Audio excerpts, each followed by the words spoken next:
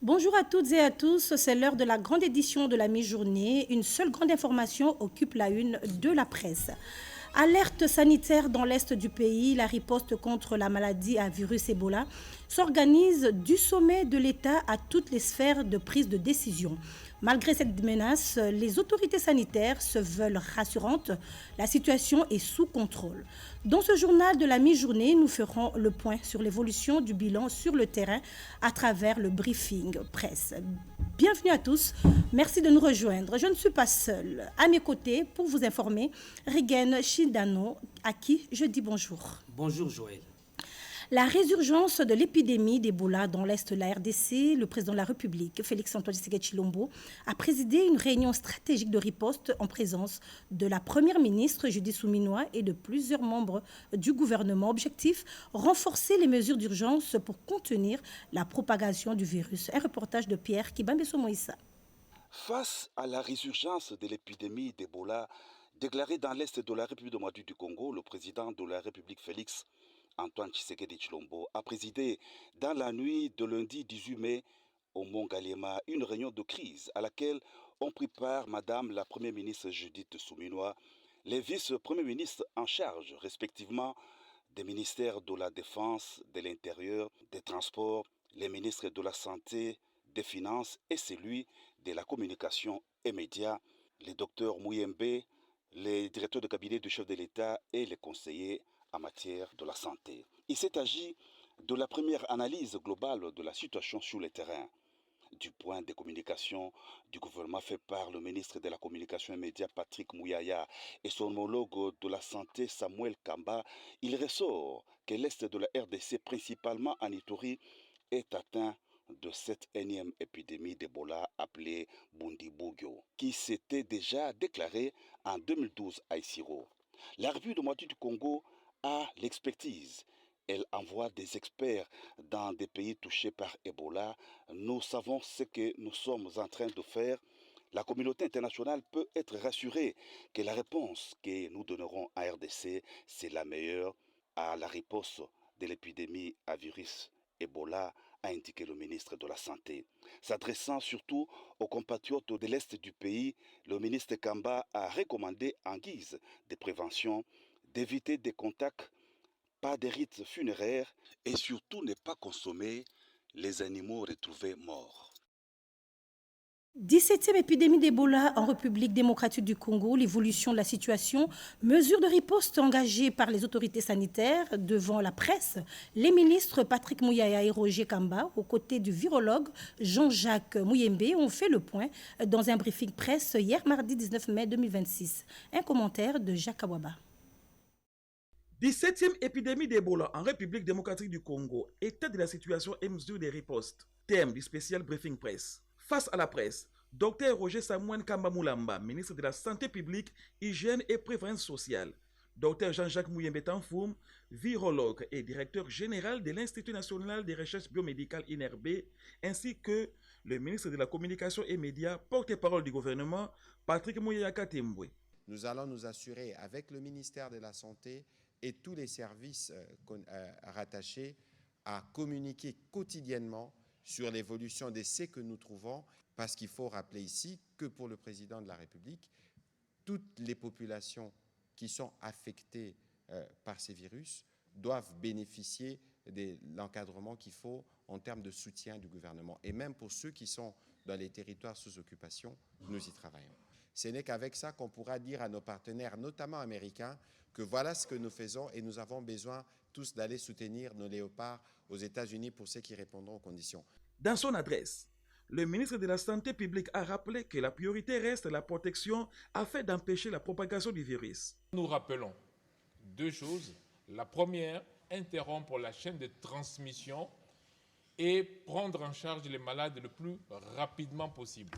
Par exemple, quelqu'un qui a des difficultés pour respirer, si on l'aide à respirer correctement, quelqu'un qui est déshydraté, si on le réhydrate, quelqu'un qui a fait de l'hémorragie, si on lui redonne, on lui fait une transfusion, eh bien, on arrive à sauver des gens.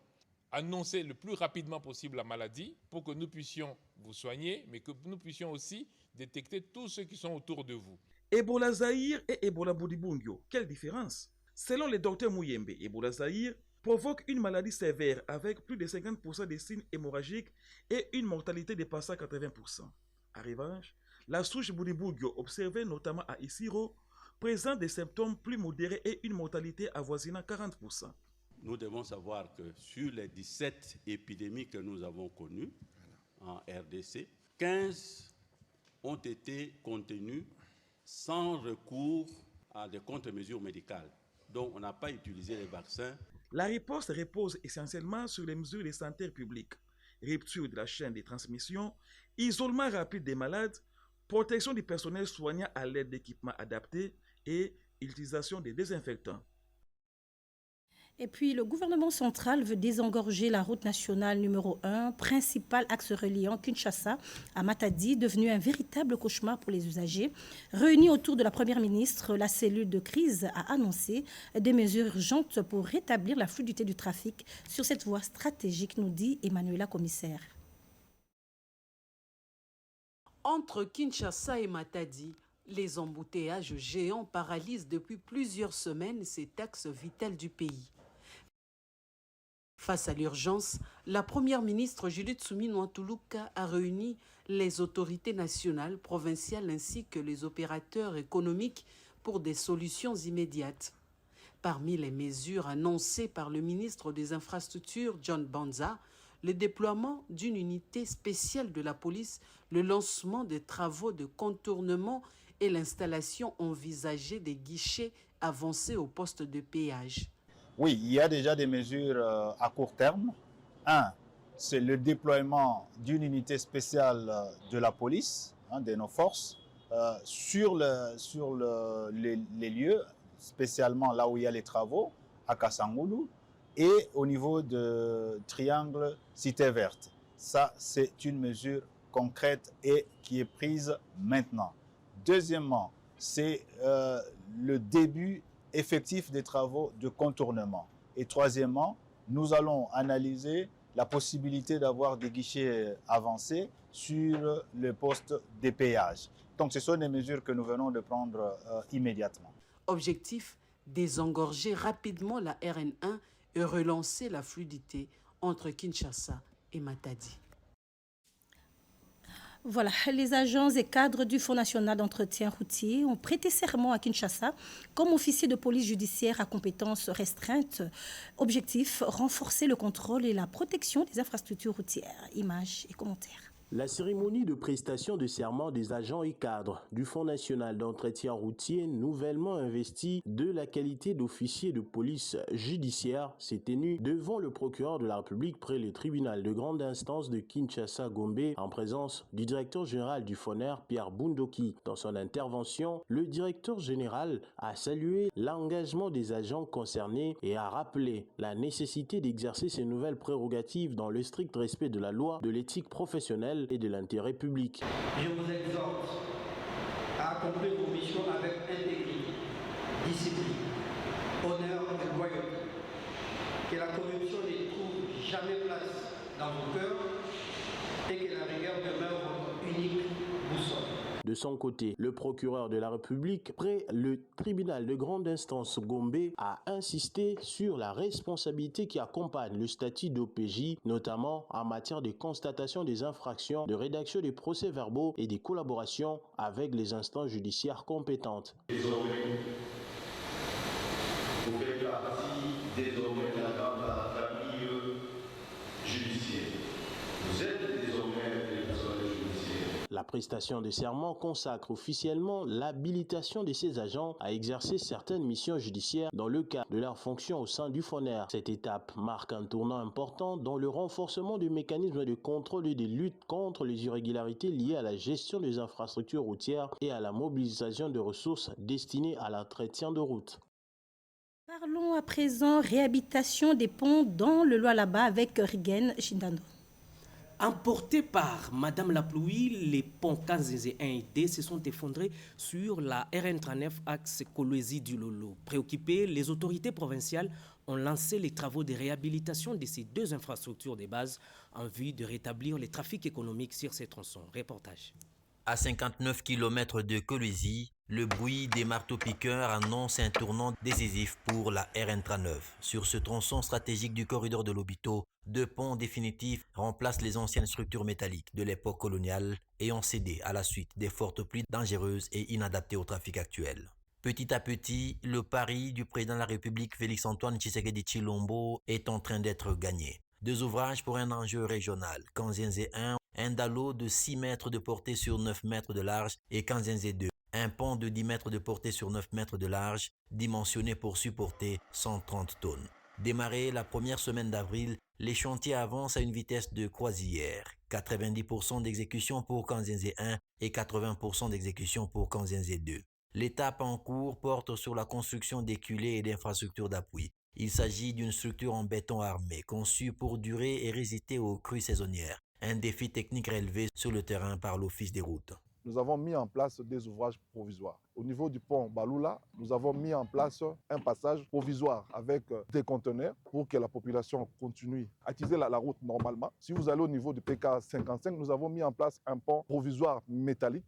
Le corridor de Lobito est le projet d'infrastructure les plus structurants pour l'ouest de la RDC. Chaque kilomètre de route et chaque pont refait réduit le coût de transport, fluidifie les exportations des minerais et ouvre l'accès au marché pour les communautés du Lualaba profond. Grâce au plaidoyer de la gouverneure Marie-Thérèse Masuka Saini, fidèle disciple de Félix-Antoine Tshisekedi Tshilombo, le Fonds national d'entretien routier a déjà financé la construction de 6 autres ponts sur cet axe vital jusqu'à Dilolo. Revenons à Kinshasa où les coupures intempestives de l'électricité plongent la commune d'Enguerengere dans les noirs. Les habitants du quartier Lengesa sollicitent l'intervention des autorités compétentes. Béatrice Chakoubangala. Noir total à Elengesa. Dans la commune d'Enguerengere, le quartier Elengesa vit depuis plusieurs jours au rythme des bougies et de l'obscurité. Pendant que les factures de la Société nationale d'électricité continuent de tomber, les habitants dénoncent le silence des responsables face à une coupure devenue insupportable.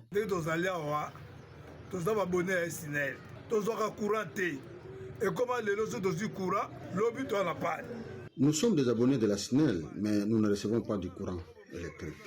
Si nous recevons aujourd'hui, demain c'est une panne. C'est pourquoi vous me voyez ce matin avec cet argent en main de la collecte maison par maison, 5 000 francs, pour acheter un nouveau câble à remplacer à la cabine Makanza de par 4, à Ngiringiri, de Nyangara, à Yangambi.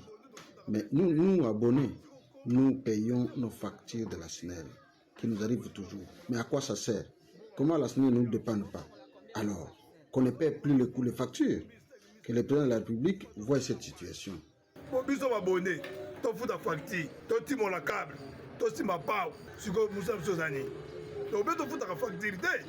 Pour espérer revoir la lumière, les familles se cotisent elles-mêmes afin d'acheter de nouveaux câbles électriques malgré une situation économique déjà difficile. Conséquence, petits commerces paralysés, insécurité nocturne grandissante, nourriture en décomposition et enfants contraints d'étudier dans le noir. On est en pleine période d'examen, nous surveillons à 5 heures pour réviser, mais il n'y a pas moyen vu qu'il n'y a pas vraiment de courant.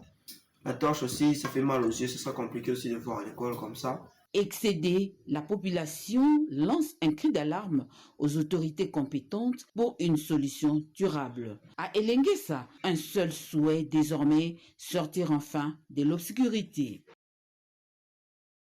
Et suite aux attaques répétitives des ADF dans les zones frontalières entre le Nord Kivu et l'Ituri, la société civile de Butembo exige une coordination renforcée de la sécurité entre ces deux provinces. Une requête formulée auprès du gouverneur Louis Segon Karawa. Suivez ces reportages. Pendant son récent séjour à ville de Butembo, le vice-gouverneur de la province du Nord Kivu, le commissaire divisionnaire Louis Segon Karawa, a reçu en audience une délégation des coordinations urbaines et territoriales de la société civile au Nord Kivu. Ces représentants des forces vives ont notamment exprimé leur consternation face au dernier massacre perpétré par les rebelles ougandais de l'EDF à la limite entre le Nord Kivu et l'Ituri. La délégation a réclamé la mise en place d'un mécanisme sécuritaire renforcé pour empêcher et coincer les assaillants de circuler d'une province à l'autre lorsqu'ils sont traqués par les FARDC et leurs partenaires. Le gouverneur nous a rassuré qu'en province du Nord Kivu, et surtout la partie en limite entre le Nord Kivu et l'Ituri. Et l'ennemi, n'est-ce pas, il est traqué.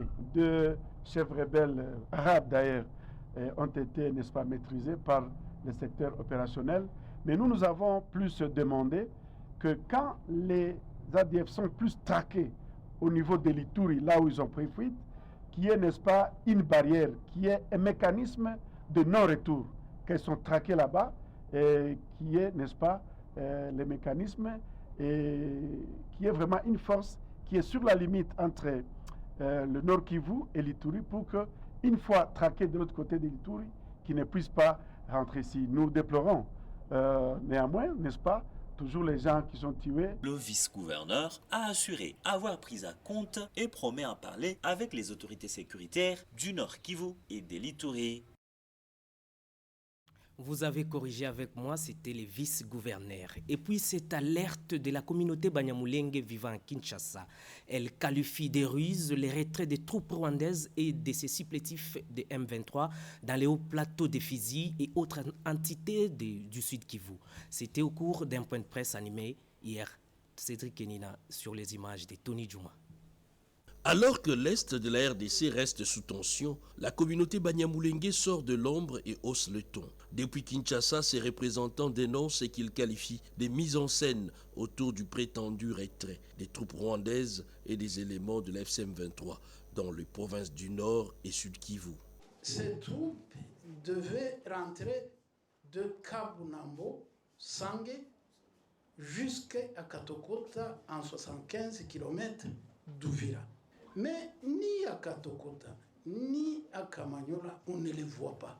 C'est que le Rwanda semble faire un pas de retrait de Sange, mais il entre en profondeur peut-être plusieurs kilomètres vers la direction des hauts plateaux de Rurambo et en direction de Mwenga par Kaziba, Luhinja, Borinyi et peut-être Kamituga aussi. Et donc le Rwanda doit partir. Et les institutions de la République doivent s'occuper de toutes les questions de tout le monde, de toutes les communautés. Au cours d'un point de presse, ils ont également accusé certains membres de la diaspora d'être instrumentalisés pour alimenter la confusion autour de la crise sécuritaire qui secoue l'Est du pays. Nous avons un message envers eux de cesser d'être manipulés contre leur pays, contre leur communauté. Face à la presse, le président de la communauté a tenu à dissocier clairement les Banyamulenge des groupes armés actifs dans la région, réaffirmant leur attachement à l'unité nationale et à la souveraineté de la RDC. Les incitations fiscales, on en parle à la 3e édition du forum DRC Tax Masolo, lancé hier à Kinshasa.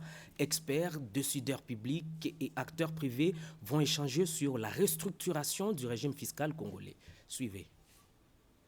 Durant des jours, experts, décideurs publics, fiscalistes et les représentants du secteur privé vont échanger autour des enjeux liés aux politiques fiscales en République démocratique du Congo.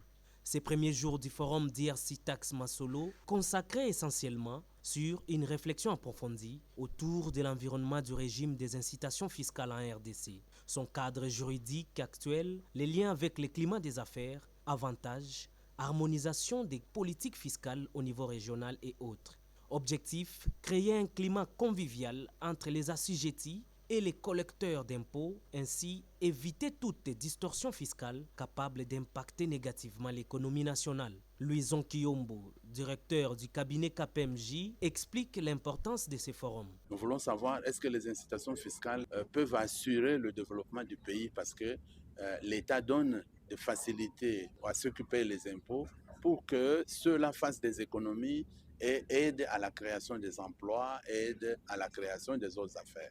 L'objectif poursuivi est de savoir la vérité dans ce qui se passe. Dieudonné Ntumba, conseiller fiscal du ministre des Finances, relève l'impact des incitations fiscales dans la vie active. La vision sur cette question, sur cette problématique d'incitation fiscale pour son Excellence, Monsieur le ministre des Finances, est claire. C'est celle qui consiste à rationaliser davantage les incitations fiscales pour, d'une part, booster l'économie et d'autre part, permettre une mobilisation optimale des recettes publiques. Le gouvernement congolais, par ce forum d'IRC Tax Masolo, attend optimiser l'économie en utilisant les incitations fiscales comme un levier essentiel au développement du pays. Entre initiation des enfants à l'entrepreneuriat et vente des produits des femmes, la transmission de savoir-faire entre générations est assurée à la première édition du passage du flambeau à Kinshasa. Organisée autour du concept mini-boss, ces assises visent à valoriser les savoir-faire féminins. Chimène Dondo nous en dit un peu plus. À l'occasion de la fête de mer, l'organisation J'agis pour la femme annonce la première édition du passage du flambeau. Un événement placé sous le signe de la transmission et du rapprochement entre générations. Construit autour de la vision forte de connecter les générations plutôt que de les opposer. Cet événement prévoit un espace exposition-vente destiné à valoriser les femmes entrepreneurs, leurs produits ainsi que leur savoir-faire. Les concepts mini-boss sera également au rendez-vous afin d'initier les enfants à l'entrepreneuriat à travers des activités pratiques et éducatives. J'agis pour la femme aujourd'hui est honorée par la présence de ses enfants. Ça veut dire que les parents doivent apprendre et léguer des valeurs, initier les enfants à l'entrepreneuriat. J'agis pour la femme est là. Aujourd'hui, nous célébrons la fête de mère avec nos mini-boss. Aujourd'hui, c'était une très belle journée. On a visité les stands des autres personnes. En tant que femme sans complexe, je suis contente pour cette journée parce qu'on nous a initiés, nous les femmes, et nous encouragés à l'entrepreneuriat. En tout cas, c'est une belle journée, ça m'a vraiment ouvert l'esprit. Et aujourd'hui, j'ai beaucoup appris sur l'initiation. Au-delà d'un simple événement festif, Passage de flambeau se veut un véritable cadre d'éducation, d'échange et de transmission intergénérationnelle. La jeunesse congolaise compte s'impliquer sur la reconfiguration de la scène politique en RDC. Le cadre de réflexion et d'action autour de la constitution CRAC RDC a officiellement lancé ses activités dans ce sens au cours d'une rencontre organisée lundi dernier à la salle polyvalente Roger Manoka, Yvette Makoutima. À travers cette initiative, le cadre des réflexions et d'actions autour de la constitution CRAC RDC, plateforme de la société civile congolaise, entend ouvrir un espace de réflexion citoyenne sur les enjeux constitutionnels, institutionnels et démocratiques du pays. Selon les organisateurs, les CRAC regroupent près de 216 structures issues notamment des mouvements des jeunes, de femmes, de personnes vivant avec handicap, ainsi que plusieurs groupes thématiques. Placés sous les thèmes « Avenir constitutionnel de la RDC »,« Arbitrage citoyen »,« Stabilité institutionnelle et prévention des conflits », cette activité marque le début d'une feuille de route présentée comme citoyenne, scientifique et inclusive. Facilitateur du CRAC, l'ingénieur Don Okoma Onyumbe a échangé, a éclairé l'opinion sur la démarche. Nous faisons le choix d'un débat éclairé, fondé sur la raison, la responsabilité et la compréhension des enjeux. Notre ambition demeure simple, contribuer à un arbitrage citoyen responsable, car le citoyen ne doit pas être un simple observateur des débats liés à l'avenir du pays. Il doit comprendre les enjeux, développer un regard critique et participer avec discernement à la consolidation de la stabilité institutionnelle. D'autres activités similaires seront associées à la réflexion de couches de la population congolaise. Direction Inongo, dans le Maïndombe, où les autorités provinciales, la société civile et les étudiants et une délégation de la Banque mondiale ont échangé autour de l'évaluation du projet Star RDC, un programme qui vise à renforcer la stabilité et la cohésion sociale dans cette province. Vergelin Bola.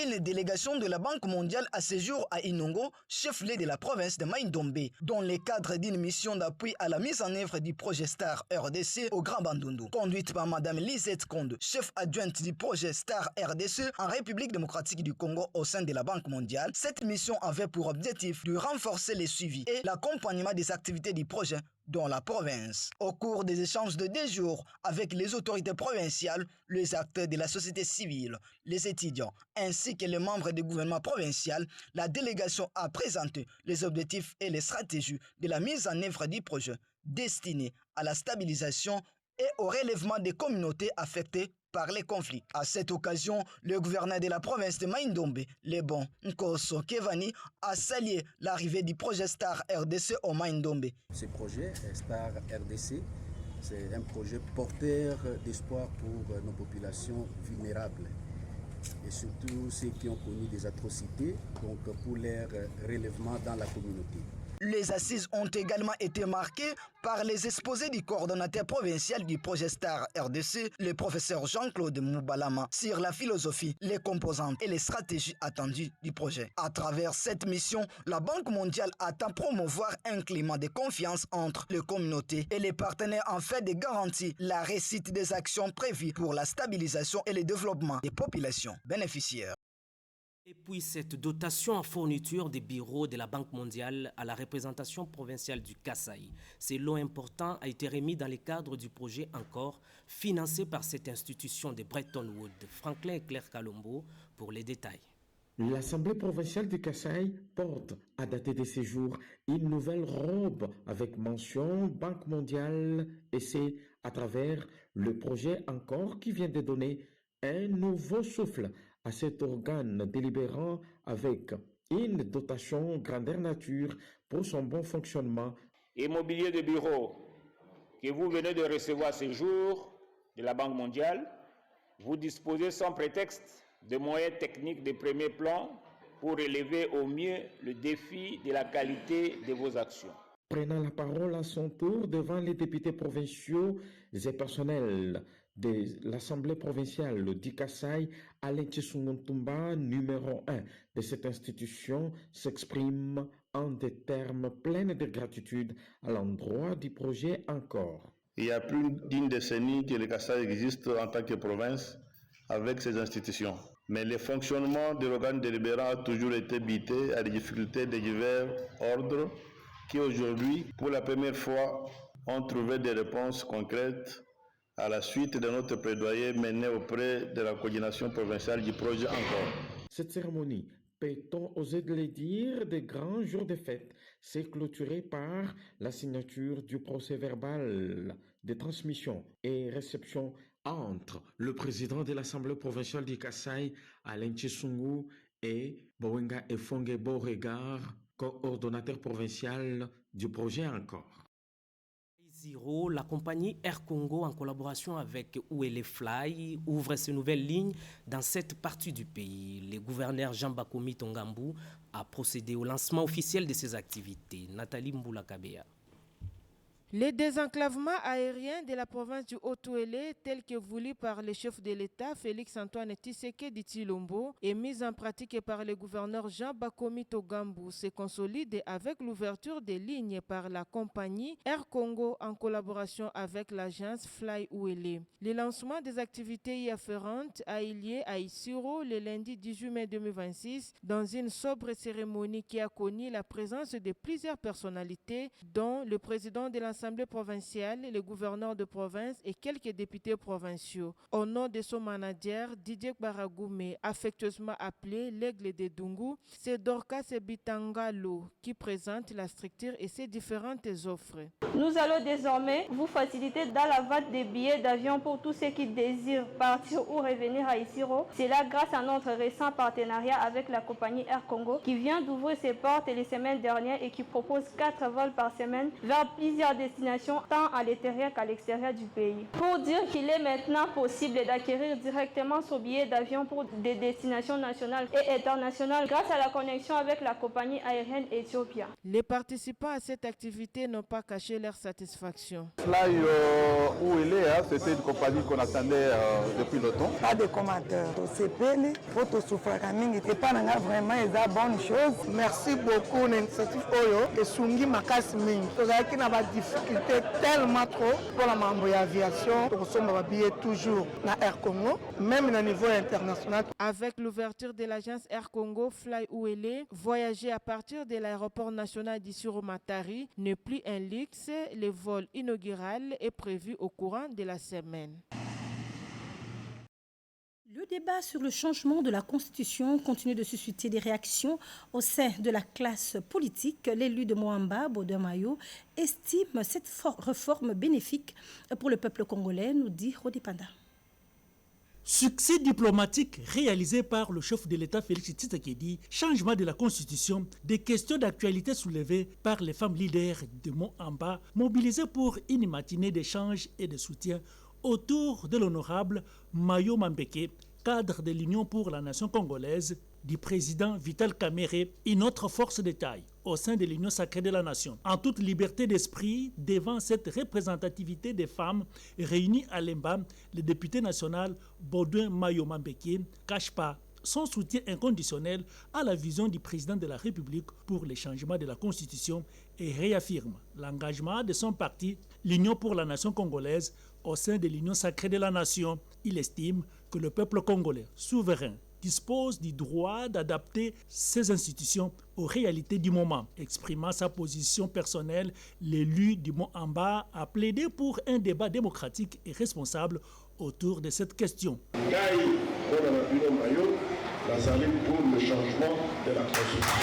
C'est ma position personnelle. Je suis pour le changement de la Constitution.